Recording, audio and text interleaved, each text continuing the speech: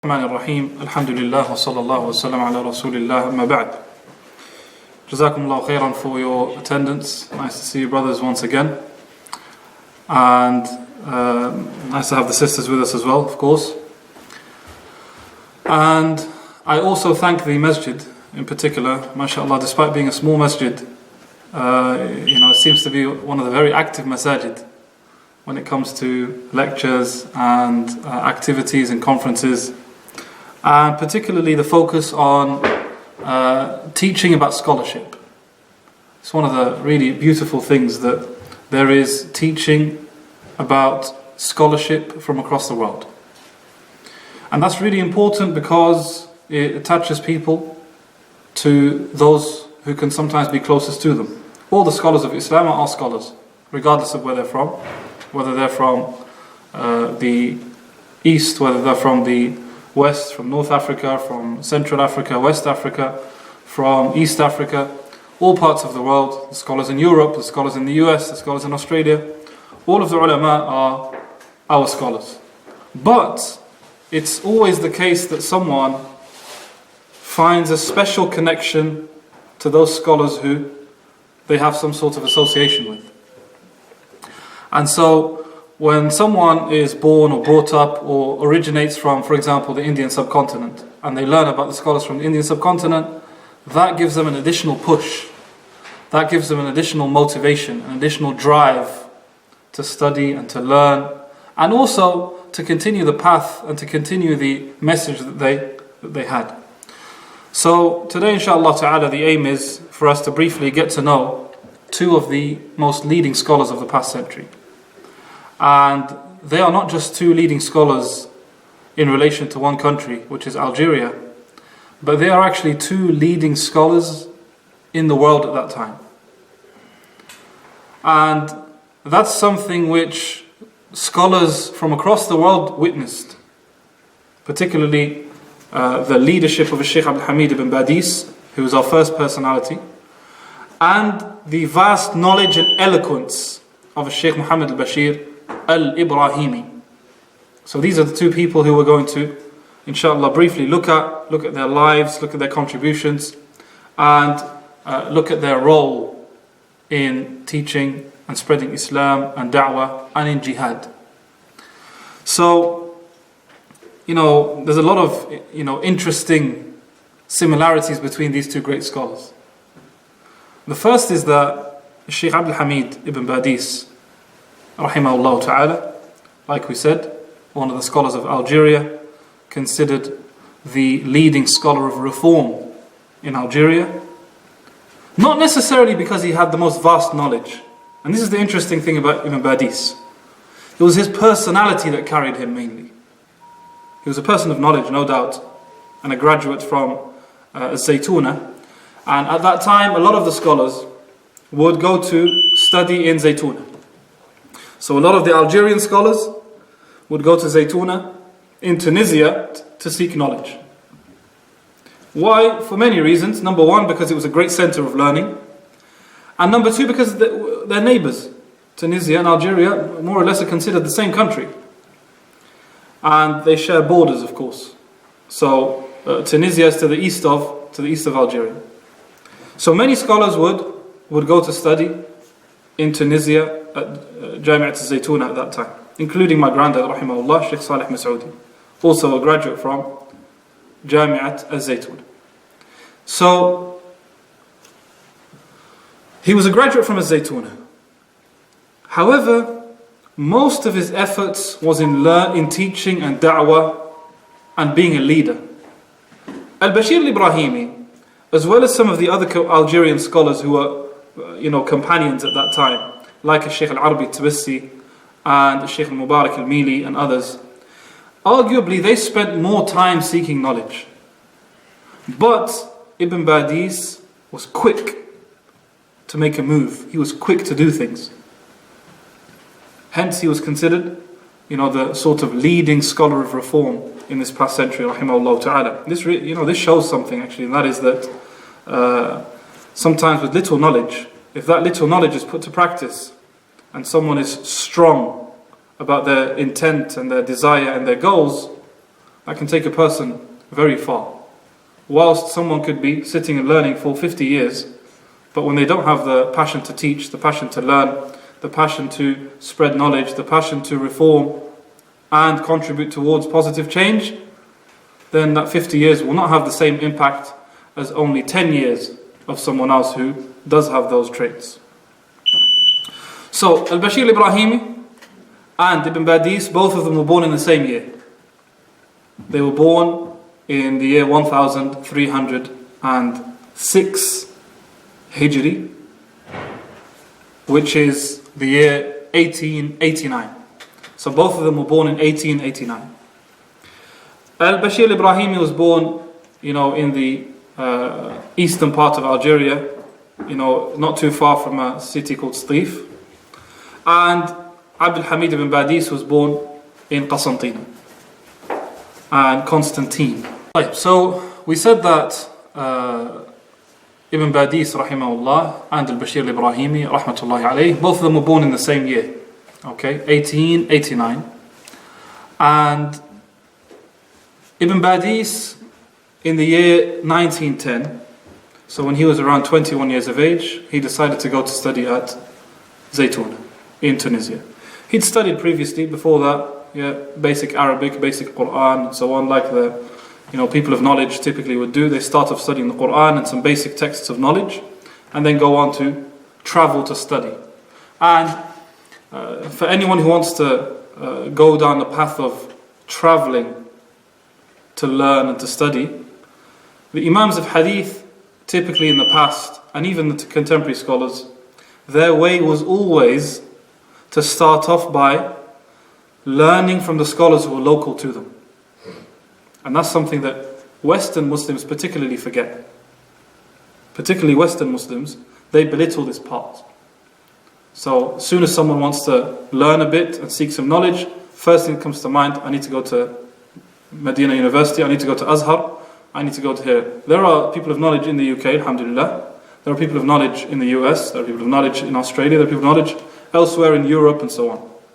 And so it is useful and important to learn from those scholars and benefit from them, and then afterwards you can go and seek knowledge. Why? Because at least then your initial study becomes initial, you take the basics, and you take the basics under the supervision of someone who's living the same circumstances as you are. So once a person has taken the sort of basics of knowledge, seeking knowledge after that, traveling, studying with different people from different backgrounds, different experiences and different specialities, then that gives a person real development. Otherwise, what can happen sometimes, not always, but what can happen sometimes, and it happens a lot, is that someone has zero knowledge of Islam, and maybe they have zero knowledge of the Arabic language, and then they spend all of their life in a particular country. When they return, they've taken knowledge, but they've also taken a certain environment. So they may assume that everything in that environment is the representation of Islam. And then they find that there is a clash between what they're living now and between the 10 years or the 5 years or the 4 years that they spent in another country. Because there's no doubt the realities and the customs and the cultures of Mecca and Kuwait and Egypt and Morocco and Tunisia and Syria are not the same as the ones in London and Birmingham and New York and California. There are major differences. And so that clash can sometimes happen when someone doesn't begin by benefiting from the local scholars. And if someone doesn't get that opportunity, then they should definitely take advantage of the local scholars after they return from studying. Because knowledge is not just information. Knowledge is information applied. Information applied. And that's what fiqh is. Fiqh is knowledge applied. When the application is wrong, or the application isn't there, then that's not beneficial knowledge. In fact, that can be harmful knowledge. And applied knowledge can only be taken from teachers and people who are older and have more experience and so on. Anyhow, Shaykh Al-Ibrahimi ibn Badis rahimahullah ta'ala spent a few years in Tunisia, in Zaytuna University. He graduated, and like we said before that, he studied the Quran. He actually memorized the Quran when he was 13 years of age, so he was quite young, relatively young when he memorized the Quran first, and then went on to study at Zaytuna. After 3 years from studying at Zaytuna, and he studied with some of the most senior scholars. Can anyone name a well-known Tunisian scholar of this time who you think may have been one of his teachers? He has a famous book in tafsir called Al-Tahrir wa-Tanwir. Shaykh Muhammad al-Tahir ibn Ashur. And Shaykh Muhammad al-Tahir ibn Ashur is not only a great scholar of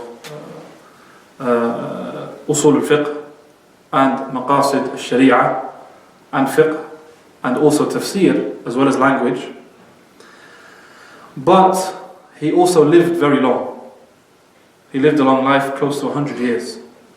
Yeah, he lived around 100 years. And so Abdul-Hamid ibn Badis was one of his students, was one of the students of Shaykh al-Tahir ibn Ashur. Although Ibn Badis passed away 33 years before Ibn Ashur. So Ibn Badis passed away 33 years before his own teacher. Not because Ibn Badis was older, no, but because Tahir ibn Ashur lived a very long life, and Ibn Badis, rahmatullahi alayhi, lived a relatively short life. In fact, he lived half of the life of Tahir ibn Ashur. He passed away around 50 years of age, 51 years of age. And Ibn Ashur passed away at around 100 years of age. So anyhow, after he graduated from Zaytuna, he went to perform Hajj in 1913. Upon performing Hajj, he met some very important figures who would go on to become his closest companions in spreading ilm, spreading knowledge, and they would go on to become some of his closest companions in reforming the Algerian society and also in the jihad against the French occupation. And who did he meet when he was during his performing of Hajj? He met Al-Bashir Al-Ibrahimi rahimahullah, who's the other person we're talking about today. So Ibn Badis went to perform Hajj in 1913. Al-Ibrahimi had already gone to Hajj. Sorry, he'd gone to Medina. So Al-Bashir Al-Ibrahimi had already gone to Medina to study there quite early on. Yeah. And Ibn Badis, when he went to perform Hajj, he met with Al-Ibrahim. So they found each other close in age, close in ideas, similar objectives, same country, both Algerians. Yeah.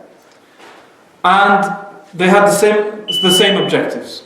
So from then, a very strong, powerful relationship began between these two great giants, Al-Imam Ibn Badis and Al-Imam Al-Bashir Al-Ibrahim. After this short spell in Medina and Mecca, Ibn Badis benefited from some of the ulama there, some of the scholars, and then he was advised, he was actually hoping to stay in Medina. And one of his teachers said to him no. One of his teachers, who was an Indian alim, he said to him, go back to Algeria, because in Algeria they are more in need of you than they are here in Medina. Here we don't need you in Medina, but over there in Algeria they do need you. So he ended up taking with his teacher's advice, and upon his return to Algeria he opened up schools and learning centers. And by the way, we are talking about a time in which Algeria was occupied by the French. So this period that we're talking about, Algeria had been occupied by the French for almost 100 years. About 80 years, the time that we're talking about. So for a very long time, ignorance was spread. the Arabic language was prevented. The study of Islamic sciences was banned. The study of tafsir was prevented. And the French had a somewhat good relationship with some of the Sufis of Algeria, and they didn't have much of a problem with people repeating, having gatherings of dhikr and reciting the Quran and memorizing the Quran. Because memorizing the Quran, if you don't bother understanding anything, it's not going to cause much harm. It just becomes a cultural practice. Oh, we're Muslims, so we have this thing where we read Quran and sing it nicely and so on. So that's not so effective, that's not so harmful, it's not so much of a threat. So they didn't have much of a problem teaching people Quran, letting people memorize the Quran, okay, in gatherings, reciting the Quran, okay, circles of dhikr, okay, things like that. There wasn't a big deal with that. But learning the Arabic language, no. Keep them to learning French. Keep them to learning French. And so this was the time that they were in. These two scholars were facing this time. In fact, one of our teachers, who is from Algeria as well, he told me just a few weeks ago that his mother for a long time didn't even know Arabic because French was dominant. This was one of the objectives of the French, was to eradicate Arabic.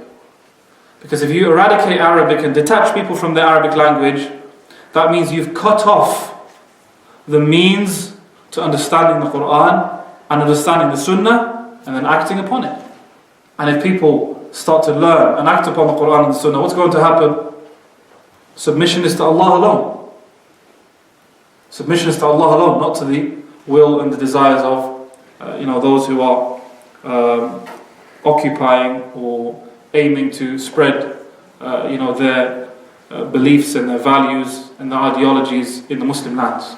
So anyhow, my teacher was telling me that his mother didn't have much knowledge of the Arabic language for a long time. When she grew a little bit older, she was learning Arabic.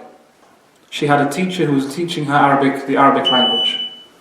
And he said that she saw her own teacher being killed in front of her eyes.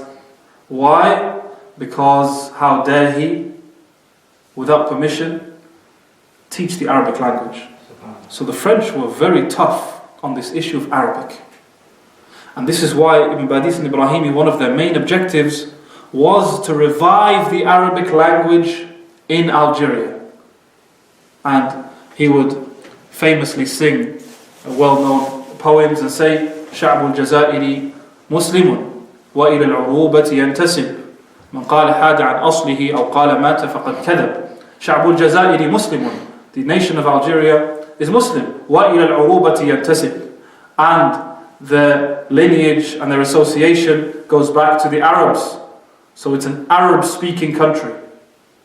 من قال حاد عن أصله أو قال مات فقد كذب. Anyone who says that he's moved away from his origin, or anyone who claims that they've died, the Algerians have died, فقد كذب, then he's lied. Because that's what the French used to say. They used to say there's no such thing as Algeria. This is another part of France. This is the southern part of France. Algeria is the southern part of France, and the European part is the northern part of France. That's what they would say. So one of the main objectives of Ibn Badis and the group of scholars who were with him was to revive the Arabic language. And that's an objective that we shouldn't belittle. Because the association of Islam to the Arabic language isn't one of culture. It's not because it was revealed amongst the Arabs. That's not what we're interested in. But the association of Islam to the Arabic language is because the Quran and the Arabic language cannot be disconnected. Arabic and the Quran are like this, they go hand in hand. And so if one of them is detached from the other, there's a problem. So Ibn Badis returned from Medina and started to teach in the masjid. He started mainly teaching tafsir, started teaching children, and he didn't shy away from teaching children because he knows that this is where reform takes place, when the young generation grows up with correct knowledge. Al-Ibrahimi had a slightly different journey. He also, like we said, was born in the same year. Which year was he born in? No. 1889. 1889. Okay. He's born in 1889. And he also started studying with his father initially, and he started studying with his uncle, who was one of the well-known scholars of Algeria, Shaykh Muhammad Makki Al-Ibrahimi. So he studied some Quran with him, he studied the Arabic language, he studied some basic sciences, Islamic sciences, and he memorized a lot of poetry. Al-Bashir Al-Ibrahimi was a giant when it came to eloquence. A very, very eloquent man. And some of the most eloquent scholars of the past century, considered him to be exceptional in his balagha, in his eloquence. And Shaykh Ali Tantawi, rahimahullah ta'ala, who's a well-known scholar in, the Arabic language, and was a Syrian judge, and also, an expert in Arabic. He witnessed that Shaykh al-Bashir al-Ibrahimi was exceptional when it came to his Arabic. And so, al-Bashir al-Ibrahimi, in 1911, he went to study in Medina. And he spent a few years in Medina, benefited from the scholars there. He studied he studied Maliki fiqh. Algeria, of course, the dominant madhab in Algeria is the madhab of Imam Malik. Yeah, in fiqh, the dominant madhab of Algeria is the madhab of Imam Malik. In fact, Africa generally, the dominant madhab is the madhab of Imam Malik, the Maliki madhab. So that's Mauritania, Morocco, Algeria, Tunisia, Libya, Mali, Senegal, Nigeria. These countries, Sudan as well. These countries, generally speaking, are Maliki in their madhab. The books taught are the Maliki books of fiqh. The scholars are experts in Maliki fiqh, and so on. So he studied Maliki fiqh with some of the teachers in Medina, and he also studied with Shaykh Hussein Ahmad Al-Faydabadi, who was an Indian scholar, and he studied Sahih Muslim with him. Al-Ibrahimi, like we said, he met with Ibn Badis during Hajj in Medina, and then a strong relationship built. And then Ibrahimi afterwards went to Damascus, and he spent a couple of years there teaching knowledge. He taught at Jami' al-Umawi, a big masjid, a well-known masjid there in Damascus, until afterwards he went back to Algeria. When he saw that Ibn Badis had such a big impact already in teaching knowledge and having classes and circles of ilm, teaching tafsir, teaching hadith, teaching Arabic language and teaching children Quran, whilst encouraging them as well to understand and so on, he similarly set up a school. Al-Bashir Ibrahimi set it up in Stif, a city called Stif, just as Al-Ibrahimi set up, just as Ibn Badis set up a school and a learning center in Qasantina. See now, that's the sort of discussion on their biographies, briefly. So we said that the French had occupied Algeria for a long time, since roughly 1830. Yeah, since 1830. In 1930, the French were celebrating what? 100 years of their entrance into Algeria. And they made big statements and said, Algeria has been part of France, the Arabic language is gone. And some weak Algerians would say the same thing as well. They would say, Algeria is French, and so on. So Ibn Badis and Al-Ibrahimi and a group of scholars at that time, within that year of celebrating 100 years of entering into Algeria, they set up Jam'iyyat al-Ulama al-Muslimin al-Jazairiyin. So they set up Jam'iyyat al-Ulama, a body of scholars, a body of Algerian scholars. The objective of Jam'iyyat al-Ulama was to have scholars across Algeria taking care of the different parts of Algeria in terms of teaching them knowledge and educating the people. Because, a country that has been dominated for such a long time, Imagine, people don't know the Arabic language. Algerians at the time, many of them did not speak the Arabic language at all. They just knew French. Learning was in French, communication was in French, official documents and so on in French. And so, ignorance was so widespread, and the little religion and the little Islam that did exist, a lot of it was, polluted with ignorance and innovative practices and, sinful or impermissible or incorrect methods of worship and so on. Add to that corrupt beliefs and so on. So if this is the society that we're talking about, then definitely they had a big job at hand. So this was their aim. And really this should be the aim of all scholars and all senior students of knowledge in every part of the world. There should be, a coming together. People of knowledge should be coming together and supporting one another to take care of different parts of their country. Really we want that here as well in the UK. We want there to be some capable, competent scholars in Cambridge and in the different parts of London, in the West Midlands, up north, in the east, in the west, so that, university students, if they want to learn, if they want to attend classes, people generally, if they want to learn, attend classes, they know that there is a person here. I've gone to study in this city, in that city, I know there's a person of knowledge I can go back to.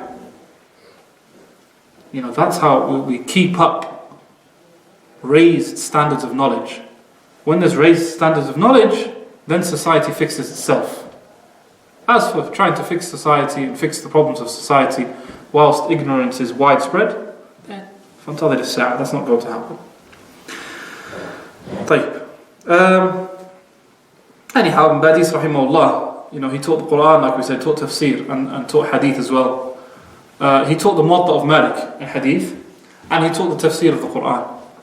He spent 25 years teaching the tafsir of the Quran, and he completed his tafsir over the period of 25 years. So it took him 25 years to complete the tafsir of the Quran. And this was something common amongst many of the scholars. At this time, especially the scholars who were part of the Jam'iyyah al-Ulama al-Muslimin al-Jazairiyin, they were focused on teaching the Quran, tafsir of the Quran, the meanings of the Quran, and living by the Quran. Imagine Shaykh Al-Hamid bin Badis says, in Tunisia, when I was at Jami'at Zaytuna, we studied tafsir al-Baydawi.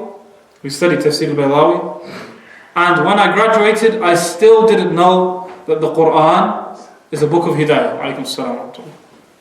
I still didn't know that the Quran is a book of Hidayah. Yeah? What's he trying to say with that? He's saying that it's almost like we were studying the Quran and the tafsir of the Quran as a book of information, or as a book of blessing, as a book of facts, and so on. So he said, even after studying for so many years under scholars and in an institute like this, I still didn't truly appreciate that this Quran is a book of Hidayah. And this is why this is one of the big focuses of the Algerian scholars, the scholars of Jam'iyyat al-Ulama al-Muslimin al-Jazairiyin. They would all teach tafsir. One of our teachers in Algeria, his name is Shaykh Saeed al-Bordi, he also has the same methodology of teaching tafsir and hadith. And not too long ago, a few years ago, he completed teaching the tafsir, and he lasted 17 years teaching tafsir of the Quran. He's taught the tafsir, tens of times, cover to cover. He more or less completes the tafsir of Quran with students every single year. And he teaches Sahih Bukhari every single year. And sometimes more than once. And so this was the approach of these scholars. Just teach knowledge. And teaching it through the Quran and through the ahadith makes people realize, hold on, I didn't know that the Quran has such an incredible amount of guidance in it for our day-to-day lives. I didn't know that the ahadith of the Prophet ﷺ are so close to us Sometimes we view the Quran and the ahadith of the Prophet something that's, you have to be super special, super religious or super knowledgeable to be able to get near these things. So when these things are being taught in the masajid and spread amongst people, people start to appreciate that actually, this is guidance. This Quran is a hidayah. And these sunan of the Prophet ﷺ are a hidayah. Over time, over the years, they opened up many schools, many Islamic schools around Algeria. And like we said, they had different competent scholars. Competent scholars, not just any, person. Not just any person who, has memorized the Quran or something and he goes away and takes care of a community. These are competent people. Competent students of knowledge and competent scholars. And they would be sent around to different parts of Algeria. Not necessarily their homeland. Not necessarily their place of choice, but they agreed that some sacrifice has to be involved if we're going to make change. So they would be told, you, Fulan, go here, in this city. So and so, go in this city, so and so, that city. So that, the whole country's standards of ilm, knowledge and the deen is raised. These two scholars, Ibn Badis and Al-Ibrahimi, rahmatullahi alayhima, their reform took place through two main means. The first is through teaching the younger generation and teaching the public in general. In masajid, in schools, okay? So like we said, they would hold classes, they would teach, they would spread knowledge, teach the tafsir, teach hadith and so on. Ibn Badis, like we said, taught the Quran and also taught Muwatta of Malik. And Al-Ibrahimi taught Sahih Muslim and other books of hadith also. So that was the first way, that was the first effort. The first effort was in teaching knowledge directly. Teaching knowledge directly. The second way was to take advantage of the media. At the time, who knows what the most common method of sharing Islamic knowledge was using the media? So we're talking the early 1900s. This was very big in Egypt, big in Algeria, in Tunisia, in the Muslim world generally speaking. Was a particular means used through newspapers and magazines. Newspapers and magazines. So they would write articles, essays, and they're published. And people look forward to them, they're learning new things. Okay? And that was the means at the time. That was the means at the time. Today, it's obviously necessary to take advantage of other means. It could be social media outlets, it could be. And it could be other means as well. So the point is, these were two main things which they focused on. Number one, teaching the community directly in masajid and learning centers. And number two, through making use of the media and writing in magazines and papers and so on. Of course, their magazine was shut down every time. Every time they opened one, the French would shut it down. And then they'd open another one under a different name. And Ibn Badis was fortunate because his father had a good relationship with the French. And he had that good relationship with the French. So when they were so sick and tired of him, of course they've tried to harm him many times. They, even some of the Muslims tried to kill him, because one of the things that he did was to strongly, and by the way, the ulama, these two scholars in particular, were highly critical of a lot of the Sufis of Algeria at that time. For a number of reasons. Number one, because they almost detached people from studying the Quran and its meanings and studying the Sunnah of the Prophet ﷺ. They just, lock your mind and blindly follow what the Shaykh says. And secondly, because of their strong relationship with the French. So they saw that these guys were a barrier. They were a barrier to the Algerians and the Muslims in North Africa overcoming this French occupation. Because they would say things like, this is Allah's decree, and alhamdulillah, we can still memorize the Quran. So what's the problem? Just let them take control, let them do everything. And we're praying 5 times a day and we're memorizing the Quran, alhamdulillah. These scholars said no. These guys are a barrier to freedom, a barrier to knowledge, a barrier to being enlightened. And so there was a strong battle that took place between them. Not a physical battle, okay, but in terms of writings and things like that.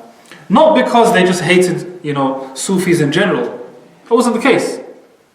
But they saw that these, or the Sufism in general was a barrier at that time. And there were some Sufis who were scholars of fiqh and people who, held the Sunnah in high regard, and also they were people of jihad against the disbelievers, against the French at that time. So Ibn Badis was, they attempted to harm him many times and even attempted to kill him. And so when the French went to his father and said, look, we're sick and tired of this guy, speak to your son, otherwise we're going to cause a problem. So he spoke to his son, and Ibn Badis had an exceptional amount of respect for his father and would obey him in everything. So when his father spoke to him, he said, look, these guys are telling me this and that. He said to his father, he said, look, I will listen to you in anything. I will obey you in anything. Anything. Except the Jam'iyyah. Except Jam'iyyat Ulama Muslimin. That isn't a matter that I own. I don't have ownership of this. That's something for the Muslims. And so therefore, if you want me to change that, then I can't do anything about that, unfortunately. So his dad said to him, Khalas, do what you think, and I'm pleased with you. So it seemed like his father, he only kept that relationship with the French, perhaps in order to act maybe as a sort of bridge for the Algerians and to sort of benefit the Algerians, not because he genuinely wanted to support the French at that time. Anyhow, there's a lot to say really, and these two scholars spent so many years teaching the community, teaching the young generation. After decades of this teaching, they were prepared to take on in battle. They were prepared to give their lives and come face to face with the French. And then when this battle against the French, the battle for independence took place against the French and continued for a number of years. Eventually, in 1962, they gained their official independence. Yeah, and I say official independence because we can't really consider something independence until people's minds are completely detached from disbelief and detached from values of disbelief like secularism and any other types of values that contradict Islamic teachings. Until people are fully firm about why they're Muslim and about the importance of Islam, following the teachings of Islam and living by Islam. When that fully happens, state and public, then we can say that's complete independence. Until then, it is, you could say, partial independence. And this is why, even after this independence occurred, still Al-Bashir Al-Ibrahimi was being critical of the affairs in Algeria. He wasn't happy with a lot of what was going on in Algeria. And so they harmed him. Despite being such a great scholar and a great leader, he was harmed, he was hurt, and he was sort of kicked out of his home. Rahmatullahi alayhi. طيب. See, how long do we have, Shaykh Ali? No, carry on. We'll do that later. طيب, when it comes to the influences of Shaykh ibn Badis and Shaykh Al-Ibrahimi, they were influenced by many scholars. And of course, anytime you benefit from someone, those who want to criticize you will associate you to that person to belittle you. So they will label you. And this is really one of the diseases of the Muslim community, labels. Instead of arguing concepts and looking at knowledge, we're so focused on labels. And even if those labels are incorrect, we'll still use that label just to belittle people. Yeah? We'll just use that label anyway to belittle people and mock people, and I can't be bothered to argue, or maybe I'm too ignorant to argue. Let me just throw a couple of labels at you. Assalamu alaikum. Okay? Make people scared of you, make people annoyed at you, make people run away from you. So Ibn Badis and Al-Ibrahimi and ulama al-Jam'iyyah generally, initially they were called Abdawis. Abdawis. After who? Anyone? One of the leading scholars of Egypt at the time. He was a Shaykh, Muhammad Abdu, rahimahullah. So, these scholars, they respected Shaykh Muhammad Abdu for a number of reasons. Although they disagreed with him in other areas. And, they respected his desire to reform education. They respected his desire to bring people back to learning the Quran. They respected his will to take people away from innovations in the religion and believing in, khurafat and superstitions and things like that. They were with him on those things. Although they disagreed with him in some of his positions that related to some of the masail of creed, for instance. Maybe things like some of the matters that relate to the Dajjal or jinn or things like that. Or Nuzul Isa alayhi salam. They didn't accept his opinions on that. Similar to Shaykh Muhammad Rashid Rida. Shaykh Muhammad Rashid Rida, he is the student of Shaykh Muhammad Abdu. Shaykh Muhammad Rashid Rida is the closest student to Shaykh Muhammad Abdu. And Shaykh Muhammad Rashid Rida had a big impact on many of the Islamic movements. So he had a big impact on the Salafi da'wah at his time. And Shaykh Nasr al-Din al-Albani, rahimahullah, was initially very much impacted by Shaykh Muhammad Rashid Rida and his, Majallat al-Manar. And he had a big impact on Al-Ikhwan, the Muslim Brotherhood. And in fact, Al-Ustad Hassan al-Banna, who was the founder of the Muslim Brotherhood, rahimahullah, he initially was given the responsibility of taking over Majallat al-Manar and continuing to write articles and essays and so on at this Majallah. So he was impacted by Muhammad Rashid Rida as well, and that madrasa, generally speaking, Muhammad Abdu and so on. And the Algerian scholars, Jami'at Ulama Muslimin Jazairiyin, were also influenced by Shaykh Muhammad Abdu and Shaykh Muhammad Rashid Rida to an extent. To a large extent, in fact, and they highly respected them. And one of the great Algerian scholars, who's Shaykh Al-Arabi Tbissi, who was killed, in fact he was burnt to death, because of what they represented at that time. That's kufr and hatred for Islam. So when they saw his strong stance, they, hung him up and slowly lowered him into burning oil. So when when he was in that position, they gave him an opportunity to go back on what he said, to go back on his actions and so on and so forth, and he would just ignore them and say La ilaha illallah, La ilaha illallah. And as soon as they put his feet into this burning oil, he fell unconscious immediately, and they threw the rest of him into that. That's how he passed away, rahimahullah ta'ala. May Allah accept him as a shaheed. So this person, Shaykh Al-Arabi Tbissi, rahimahullah, he was a serious personality, really strong character, and a very, very knowledgeable person, maybe one of the most knowledgeable scholars, maybe you could even say more knowledgeable than Ibn Badis and so on. Because Ibn Badis, like we said, what made him was his strong character. One of our teachers says to us, one of the Algerian mashayikh, he says, I believe Al-Ibrahimi and Tbissi are more knowledgeable than Ibn Badis. But the way that they treated Ibn Badis was incredible. Because Ibn Badis was a person of strong iman, so certain of his iman, so certain of his knowledge. This is what we said at the beginning. We want people who have ilm, real ilm, and then are strong when it comes to applying them. That's for 60 years, studying the books and so on, and then, no impact. Then that benefit is almost like an individual benefit. It's almost like dhikr. The person who's in a masjid just making dhikr. That's a nafa', khas. It's the benefit just for that individual. So anyways, a lot of these Algerian scholars were impacted by Shaykh Muhammad Rashid Rida and the Shaykh Muhammad Abdu. They were also impacted by the Salafi da'wah in Najd.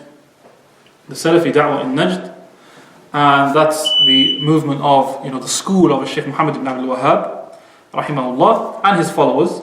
So they were, they benefited from some of their works and so on, but they were not part of that movement. They were not people who said everything these scholars say of Najd we have to say. In fact, Al-Ibrahimi says, Ibn Badis, in fact before him, he says, these guys, they'd be calling us Wahhabi. So in the beginning they called them Abdawi, and then after they called them Wahhabi as well. Even though there's differences between Shaykh Muhammad Abdu and Shaykh Muhammad Abdul Wahhab, many differences in terms of their views and so on. So they said, I only know very little about Muhammad ibn Abdul Wahhab anyway. And I have never bought any of his books. But still they use that label, just because there is some similarity in some of the objectives and approach, when it comes to da'wah, when it comes to reform, when it comes to spreading knowledge. طيب. And that sort of goes to show that these were people of knowledge who made ijtihad, and they tried their best to make positive change. They tried their best to raise the status of the Quran and the prophetic sunnah in people's hearts, and they tried to purify people's iman, people's creed. They tried to purify and keep it firm and strong and beautiful the way it was revealed, not have it mixed with other false ideologies and false beliefs and so on. This was their objective. No, it doesn't mean every single word that someone says is correct. It doesn't mean that every single word that these Algerian scholars say is infallible, or what Shaykh Muhammad ibn Abdul Wahhab says is infallible. That's extremism. That's extremism. To think that knowledge is restricted to just one view or one country or one alim, and that criticizing that person is unacceptable and so on, that's over the top. And this is why, as you saw, Al-Ibrahimi and the other scholars, they benefited from ulama who had different backgrounds. The ulama of Zaytuna, for example, they were Maliki Ash'ari in their creed. He benefited from them. The Shaykh Muhammad Abdu, Shaykh Muhammad Rashid Rida, you could say they had Salafi inclination when it came to many things, and maybe they were aqlani when it came to some matters of creed and so on, and so he benefited from them. They benefited from Shaykh Muhammad ibn Abdul Wahhab, also a different movement, a different approach. So they benefited from all these scholars. They didn't have to attack them. In fact, they considered them their brothers. They considered them where we've got similar goals, similar objectives. The overall aims are the same. And Bismillah, where there is mistakes, we'll correct them, no problem. Even if it means writing an essay, writing a paper, writing some research to show that what this alim said is wrong, there's no problem. There's no issue in that, whatsoever. طيب. Shaykh Al-Ibrahimi rahimahullah says, we're going to ignore these labels. If people want to label us like this, we're going to ignore these labels. And he says, we are Malikis just as these guys are Hanbalis. So he says, we're Malikis just as these guys are Hanbalis. However, just because we both call to taking people away from misguidance and so on, they've put us under the same label. طيب. And by the way, I just want to add something additional, if I have time to do so. And that is that when it comes to the fiqhi madhahib, and that is either the Maliki madhab or the Hanbali madhab, these are the two madhahib that we're talking about now, as well as the Shafi'i and the Hanafi madhab, there has never been one approach of the ulama of the four madhahib when it comes to how to benefit and make use of the four madhahib. And this is why the ulama of the Jam'iyyah, even though they were Maliki, generally speaking, but they really strongly emphasized ahadith, Quran and ahadith. They really emphasized studying tafsir and studying the books of hadith like the Muwatta of Malik. And they criticized and disagreed with some of the opinions, that were considered mashhur opinions in the Maliki madhab. And that didn't take them away from being Maliki.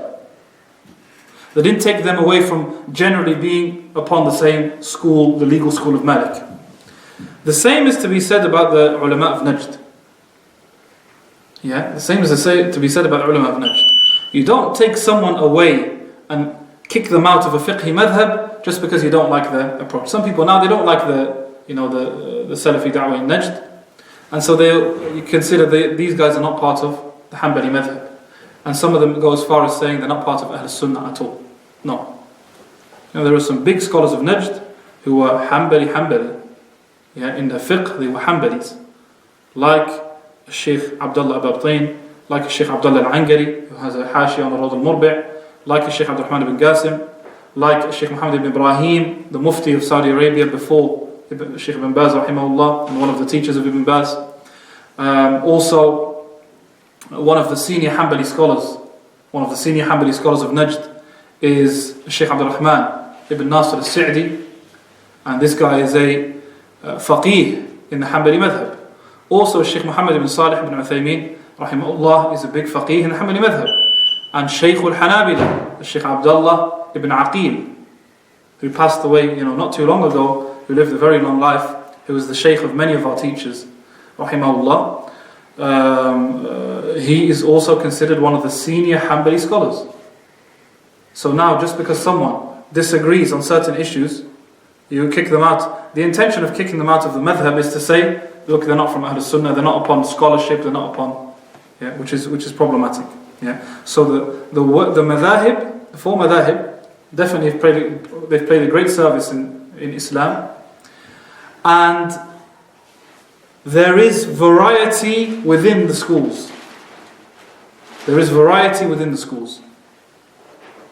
And so the approaches can differ, the views can differ within the schools. From the Hanabila, for example, you had some Hanbalis who were part of Sufi turuq.